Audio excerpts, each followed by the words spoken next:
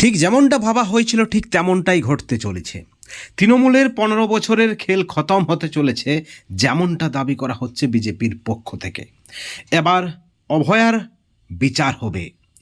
Vote দিয়েছেন রেখাপাত্র এবং vote দিয়েই বিস্ফোরক দাবি রেখাপাত্রের। নবান্নে গেরুয়া রং, বিজেপির হাতিয়ার নারী শক্তি। বন্ধুগণ, আজকে পশ্চিমবাংলার দ্বিতীয় দফার নির্বাচন এবং এখনও পর্যন্ত যে খবর রয়েছে 70%-এরও বেশি ভোট পড়েছে। 3টে পর্যন্ত যে খবর, দুপুর 3টে পর্যন্ত যে খবর, কোথাও 72, কোথাও 75, কোথাও 78% ভোট পড়েছে। এবং এই যে ভোট, যখনই ভোট বাড়ে সরকারের কপালে কিন্তু ভাঁজ পড়ে। বন্ধুগণ, একই সঙ্গে আপনারা যে ছবি দেখছেন আমাদের স্ক্রিনে, নবান্নের রং সবুজ থেকে গেরুয়া হয়ে গিয়েছে। এবং ইতিমধ্যেই আপনারা জেনে গেছেন যে ভবানীপুর কেন্দ্রে শুভেন্দু অধিকারী পরিষ্কার জানিয়ে দিয়েছেন যে 30,000 ভোটে মমতা বন্দ্যোপাধ্যায় হারতে চলেছেন। এবং অভয়ার মা রত্না দেবনাথ পানিহাটি কেন্দ্রে নিশ্চিত জয়লাভ করছেন বলেই জানানো হচ্ছে বিজেপির পক্ষ থেকে। আপনারা জানেন সেই আরজি করের নিষ্ঠুর ঘটনা, তারপরেই সেই আরজি করের বিচারের দাবিতে অভয়ার মা ছুটে গেছেন প্রধানমন্ত্রীর কাছে, রাজ্যের মানুষের কাছে তিনি আবেদন করেছেন যাতে করে তার মেয়ে যেন বিচার পায়।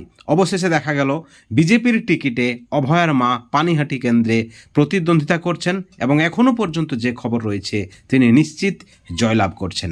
এবং রেখাপাত্র তার নির্বাচন কেন্দ্রে ভোট দিয়েই তিনি পরিষ্কার জানালেন যে পরবর্তীতে বিজেপির সরকার হচ্ছে যেমনটা নিশ্চিত, এবং পরবর্তীতে বিজেপির হাতিয়ার হচ্ছে নারী শক্তি।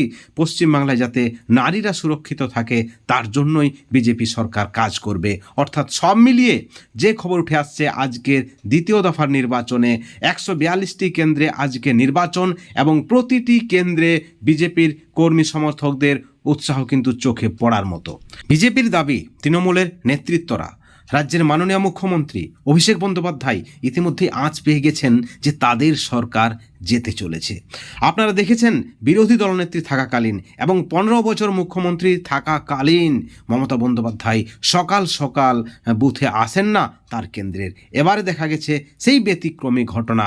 মমতা বন্দ্যোপাধ্যায় 7 সকালেই পৌঁছে যান তার কেন্দ্রে, ভবানীপুরের বিভিন্ন বুথে যায়। অর্থাৎ এই যে ভয়, হারবার ভয়, গতি হারানোর ভয়, বিজেপির কথা মতো ভয়ের নাম বাবাজি, তার ফলেই রাতে নাকি ঘুম উড়ে গেছে কালীঘাটের। অর্থাৎ সব মিলিয়ে এখনও পর্যন্ত যে রেজাল্ট, আমাদের সমীক্ষা যা বলছে, আজকের দ্বিতীয় দফার যে নির্বাচন 142টি কেন্দ্রে, সেখানে কিন্তু 80টি সিটে বিজেপি এগিয়ে রয়েছে। অর্থাৎ সব মিলিয়ে প্রথম দফা এবং দ্বিতীয় দফা মিলে বিজেপি 180টি থেকে 190টি সিট জিততে চলেছে বলেই খবর উঠে আসছে।